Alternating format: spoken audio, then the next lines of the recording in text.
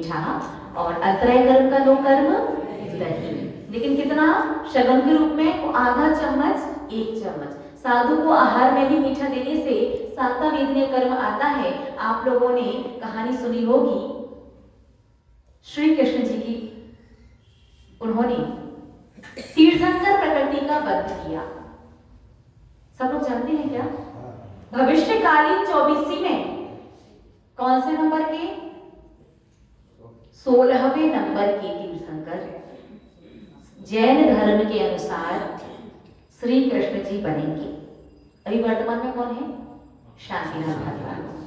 भविष्य में श्री कृष्ण जी का जीव जैन धर्म के अनुसार 16वें नंबर के तीर्थंकर बनेंगे। तीर्थंकर इतनी पुण्य प्रकृति का बंध उन्होंने भगवान नेमिनाथ के संभव क्षण में किया। कैसे किया? सभी लोग जानते हैं। एक दिन पहले उनकी थोड़ी स्टोरी आप थोड़ा सा ब्रीफिंग में सुन लीजिए। भगवान नेमिनाथ के जो पिता थे वो 10 भाई थे। सबसे बड़े समुद्र विजय भगवान नेमिनाथ के पिताजी, और सबसे छोटे वासुदेव श्री कृष्ण के पिताजी। ठीक है, सबसे छोटे वासुदेव थे और सबसे बड़े समुद्र विजय थे। लेकिन वासुदेव के श्री कृष्ण पहले हुए और नेमिनाथ भगवान का जन्म बाद में हुआ। तो उम्र के हिसाब से भगवान नेमिनाथ श्री कृष्ण जी से छोटे थे, उम्र के हिसाब से। और बाकी भाइयों के हिसाब से पहले भाई के बेटे थे नेमिनाथ और सबसे छोटे 10वें भाई के बेटे थे श्री कृष्ण जी जैन धर्म के अनुसार। तो जब भगवान नेमिनाथ को केवल ज्ञान प्रकट हुआ, भगवान नेमिनाथ उज्जैन पर्वत पर उनका सम्मोषण लगा हुआ था। तो श्री कृष्ण जी उनके दर्शन करने के लिए जा रहे थे द्वारिका से। तो रास्ते में जंगल था, जंगल से जब वो जा रहे थे तो एक वृक्ष के नीचे एक मुनिराज को अस्वस्थ अवस्था में देखा और उनके साथ एक जीवक नाम का वैद्य था। वैद्य बहुत अच्छा था। उसने देख करके बता दिया कि इन मुनिराज को कौन सा रोग है। अगर अपन साधु से कहें कि आपको ये बीमारी है, परेशानी है, हमें आपको उपचार करवाना है, तो साधु गण उपचार को स्वीकार नहीं करते। उनका ये एक ही चिंतन चलता है कि कर्मोदय है, कर्मों की निर्जरा, कर्मों को क्षय करने के लिए साधु बना हूं, उपचार कर लूंगा तो कर्मों को कहीं ना कहीं दबा दिया, फिर आगे चल करके मुझे कर्म भोगना पड़ सकता है। अच्छी बात है इतना कर्मोदय में आए और झड़ जाए। तो श्री कृष्ण जी ने जो सम्मोषण के दर्शन करने भगवान नेमिनाथ के सम्मोषण में गिरनार जी जा रहे थे, वो रास्ते में रुक करके उन मुनिराज से निवेदन करते हैं, ये मुनिराज हम लोग चाहते हैं कि आपका लाभ हम द्वारिका वासियों को मिले। निवेदन किया। मुनिराज का आगमन द्वारिका में हुआ। एक मुनिराज और कम से कम 1000 चौके। अब औषधि कैसे दी जाए? जीवक वैद्य ने औषधि तैयार कर दी। तो श्री कृष्ण जी ने मेवा के लड्डू बनवाए, उस लड्डू के अंदर वो औषधि रखी और सभी चौकों में 2-2 लड्डू पहुंचवा दिए कि जिस चौके में मुनिराज का पड़गान हो, ये औषधि उस चौके में मुनिराज को चले जाएगी। दूसरे दिन पुनः वो लड्डू बनवाते और सभी चौके में जितने भी चौके लगा करते थे, सबके चौके में 2-2 लड्डू पहुंचवा दिया करते थे। महानुभाव, आप लोग जब दूसरों के चौके में आहार देने जाते हो तो क्या करते हो? अक्सर कई बार खाली हाथ पहुंच जाते हो। तो पहली बात, कभी भी दान दूसरे की वस्तु का नहीं दिया जाता। या तो स्वयं का चौका होना चाहिए, यही श्रेष्ठ है। यदि स्वयं का चौका नहीं है, दूसरे के चौके में जाते हो तो कोई ना कोई सामग्री, कोई ना कोई वस्तु लेकर के जाओ। चाहे वो आप थोड़ा सा नमक लेके जा सकते हो, मसाला लेकर के जा सकते हो, फल मेवा वगैरह कुछ भी लेकर के जा सकते हो, और कुछ भी संभव ना हो तो पानी लेकर के चले जाना। एक कैन पानी छान करके प्रस्तुत करके ले जाना। इन खाली हाथ नहीं जाना चाहिए। दूसरे के वस्तु का दान देने से पुण्य भी 84% दूसरे का पुण्य और 16% बस आपको रहेगा, यदि आपने उसकी सहायता की है तो।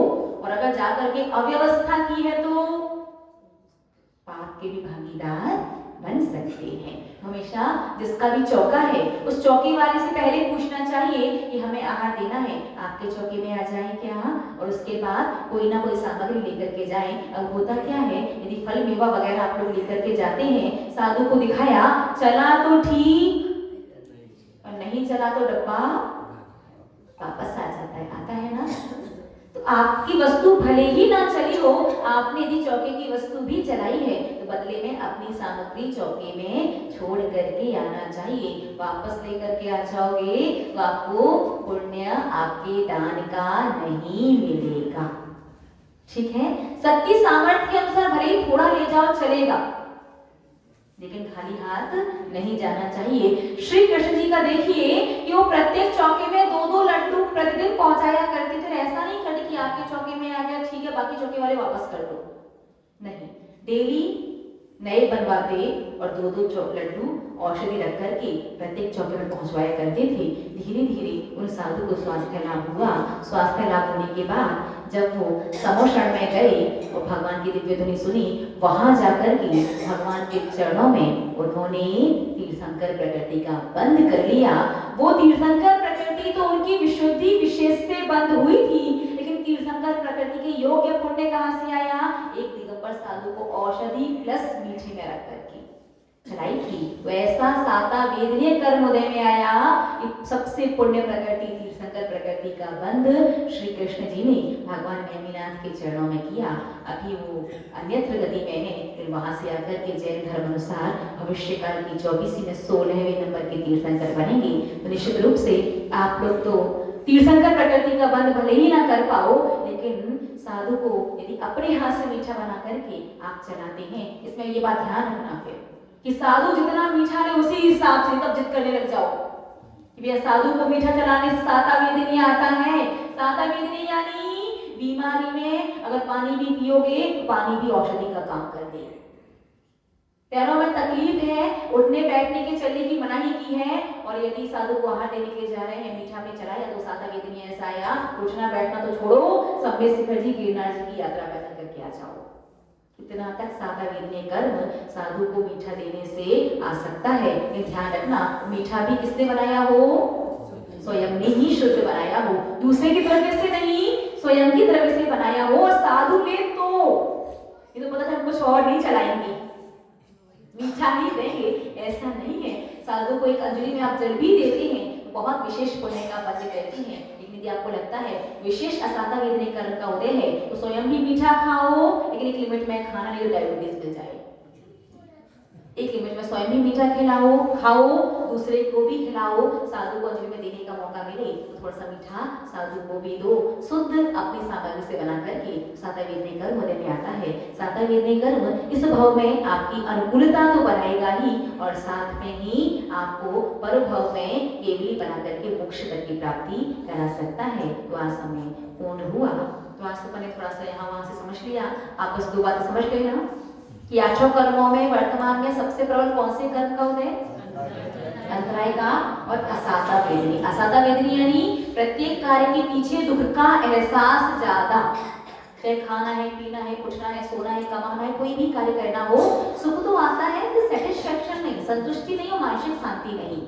तो असाता वेदनी कर्म का उदय प्रबल चल रहा है। तो दोनों को बैलेंस करने के सबसे श्रेष्ठ दही और मीठा, सब शक्कर है चाहे गुड़ है, कोई भी साधु को देने का अवसर मिले श्रेष्ठ, दूसरे को खिलाने का मौका मिलता है, दूसरे को खिलाने से भी आता है, और स्वयं भी थोड़ा सा अपने भोजन में जरूर लें। और एक और कार्य है जिससे प्रबल अंतराय कर्म को भी कमजोर किया जा सकता है, वो है गुरुवार वाले दिन 6 महीने के लिए दूध का त्याग। किस दिन? गुरुवार वाले दिन 6 महीने। यदि बहुत प्रबल कर्म का उदय और समझ में नहीं आ रहा कि सच में बिल्कुल नहा धोकर के पीछे पड़ चुका है कर्म, हर कार्य में रुकावट, हर कार्य में संक्लिष्टता, हर कार्य में विकल्प बहुत ज्यादा आ रहे हैं, तो गुरुवार वाले दिन लगातार 6 महीने, एक भी दिन बीच में टूटना नहीं चाहिए। बीच में टूट गया तो वापस फिर से 6 महीने शुरू होंगे। दूध का त्याग का मतलब समझते हैं ना आप लोग? दूध, चाय, तो चाय पी सकते हैं बिना दूध की, ठीक है, खीर, रबड़ी और मावा ये सब दूध के अंतर्गत आते हैं। पनीर, छेना, दही, घी वगैरह ले सकते हैं, चाय ले सकते हैं, लेकिन बिना दूध की। प्रबल अंतराय कर्म का उदय है, कॉम्पिटिशन एग्जाम की तैयारी कर रहे हैं, बच्चे पढ़ाई कर रहे हैं, बहुत मेहनत करते हैं, फुल एफर्ट्स देते हैं, बट रिजल्ट उसके अकॉर्डिंग नहीं आता, तो उन्हें भी यदि संभव हो तो 6 महीने तक दूध का त्याग गुरुवार वाले दिन करना चाहिए। आप गृहस्थी प्राणी हैं, बहुत प्रयास करते हैं, व्यापार में भी करते हैं, परिवार में शांति का प्रयास करते हैं, स्वास्थ्य को लेकर के किसी भी फील्ड में किसी भी चीज को लेकर के प्रबल अंतराय कर्म हो तो दूध का 6 महीने गुरुवार वाले दिन त्याग करने से वो कर्म कमजोर हो जाता है। अगर ये ना भी कर पाए तो एक और सबसे सर्वश्रेष्ठ उपाय वर्तमान के हिसाब से वो है श्री जिन सहस्त्र नाम का व्रत। सिर्फ 11 करने होते हैं। आप उपवास से भी कर सकते हैं, जल से भी कर सकते हैं, नीरस कर सकते हैं, अन्न के त्याग से कर सकते हैं, और शक्ति सामर्थ्य नहीं है तो एकासन से भी कर सकते हैं। एक बार एक ही जगह बैठ करके सब कुछ खाना, लेकिन शाम को पानी भी नहीं लेना है।